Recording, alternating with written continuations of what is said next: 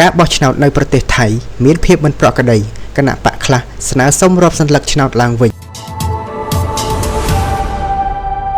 ទីក្រុងបាងកកគណៈកម្មការរៀបចំការបោះឆ្នោតនៅប្រទេសថៃកំពុងរងសម្ពាធពីបទគ្មានដំណាភាពនៅក្នុងការរាប់សន្លឹកឆ្នោតនៅតាមមណ្ឌលជាង10កន្លែងបន្ទាប់ពីមណ្ឌលបោះឆ្នោតបិទទ្វារលែងទទួលសន្លឹកឆ្នោតនៅម៉ោង 5 ល្ងាចថ្ងៃអាទិត្យសាធារណជនចាប់ផ្ដើមផ្សព្វផ្សាយអំពីភាពមិនប្រក្រតីនៅលើបណ្ដាញសង្គមពេលខ្លះសន្លឹកឆ្នោតរាប់នៅក្នុងសភាពងងឹតសូន្យពេលខ្លះសន្លឹកឆ្នោតដែលគូសបានយ៉ាងត្រឹមត្រូវបែរជាត្រូវគេចាត់ទុកថាជាសន្លឹកឆ្នោតមិនបានការនិងពេលខ្លះមានភាពខុសគ្នារវាងតួលេខដែលកត់ត្រានៅក្នុងមណ្ឌលបោះឆ្នោតនិងតួលេខរបស់គណៈកម្មការរៀបចំការបោះឆ្នោតដែលផ្សព្វផ្សាយតាមអនឡាញគណៈបកប្រជាជនប្រកាសទទួលស្គាល់លទ្ធផលឆ្នោតដោយអស់ចិត្តប៉ុន្តែគណៈបកនេះស្នើសុំឲ្យរាប់សន្លឹកឆ្នោតឡើងវិញនៅក្នុងមណ្ឌលបោះឆ្នោតចំនួន18គណៈបកភឿថៃគាំទ្រឲ្យរាប់សន្លឹកឆ្នោតឡើងវិញនៅទីតាំងដែលគួរឲ្យសង្ស័យចំណែកគណៈបករួមថៃសាងជាតិអំពាវនាវឲ្យរាប់សន្លឹកឆ្នោតទូទាំងប្រទេសបេក្ខជនអ្នកតំណាងរាស្ត្រជាប់ឆ្នោតរបស់គណៈបកប្រជាជនម្នាក់ថ្លែងថាបើគណៈកម្មការរៀបចំការបោះឆ្នោតមិនបានធ្វើអ្វីខុសឆ្គងទេខ្លាចអីនឹងរាប់សន្លឹកឆ្នោតឡើងវិញ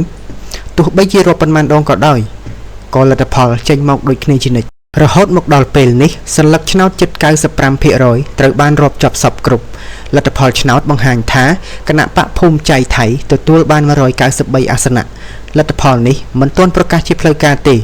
អតីតនាយករដ្ឋមន្ត្រីថៃនិងជាបេក្ខជននាយករដ្ឋមន្ត្រីរបស់គណៈបកប្រជាធិបតេយ្យលោកអភិសិទ្ធវិចាជីវ៉ាថ្លែងប្រាប់អ្នកសារព័ត៌មានថាបើគ្មានការបង្ហាញដំណាភាពជាប្រញាប់ទេ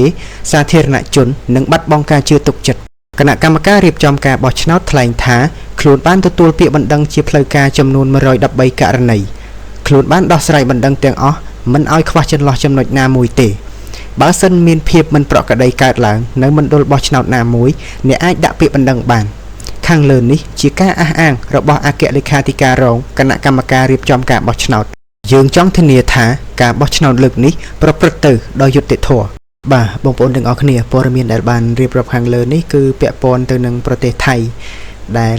ការបោះឆ្នោតនៅប្រទេសថៃហ្នឹងគឺមានរឿងរ៉ាវមិនប្រក្រតីមួយចំនួនបានកើតឡើងចឹងព័ត៌មានយើងក៏បានឈានមកដល់ទីបញ្ចប់ហើយដែរសូមអរគុណពុកម៉ែបងប្អូនទាំងអស់គ្នាដែលបានចំណាយពេលវេលាដ៏មានតម្លៃតាមដានទស្សនានិងស្ដាប់វីដេអូនេះតាំងពីដើមរហូតដល់ចប់ប្រសិនបើពុកម៉ែបងប្អូនទាំងអស់គ្នាពេញចិត្តនៅវីដេអូនេះសូមកុំភ្លេចជួយ Subscribe និងចុច Like មួយផងសូមអរគុណសូមជម្រាបលា